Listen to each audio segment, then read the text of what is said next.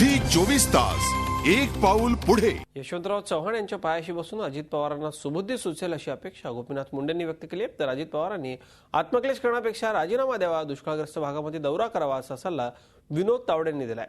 अजितदादांनी यशवंतराव चव्हाणांना ओलीस धरू नये, त्यांचं चरित्र वाचलं असतं तर आज ही वेळच आली नसती अशी प्रतिक्रिया भाजपचे प्रदेशाध्यक्ष देवेंद्र फडणवीस यांनी दिली आहे। मला असं वाटतं की यशवंतरावांच्या पायाशी बसून ते जे आत्मक्लेश करून घेत आहेत, तर त्यांना यशवंतराव चव्हाणांच्या तिथे बसल्यानंतर तरी त्यांना सुबुद्धी सुचो अशी त्यांना माझी शुभेच्छा आहे। कारण एकदा नव्हे, त्यांनी पत्रकारांच्यावर अशाच प्रकारचे उद्गार काढले। अजितदादांच्या असंवेदनशील वक्तव्यामुळे दुष्काळग्रस्त भागातल्या नागरिकांच्या आत्म्याला जो क्लेश झालाय तो अजितदादांच्या राजीनाम्याशिवाय दूर होऊ शकत नाही।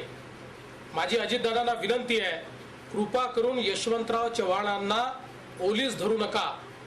यशवंतराव चव्हाणांचं आत्मचरित्र आधीच वाचलं असतं तर अशा प्रकारचं वक्तव्यच तुम्ही केलं नसतं।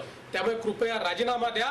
अजितदादांना खरंच आपलं चुकलं असं वाटत असेल आणि त्यांना जर प्रायश्चित करायचं असेल तर उपमुख्यमंत्री पदाचा राजीनामा देऊन त्यांनी दुष्काळी भागातल्या जनतेसाठी 1 वर्ष जाऊन काम केलं तर काहीतरी प्रायश्चित होईल।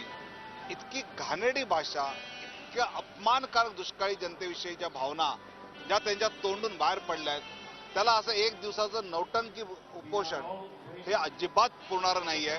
झी 24 तास एक पाऊल पुढे।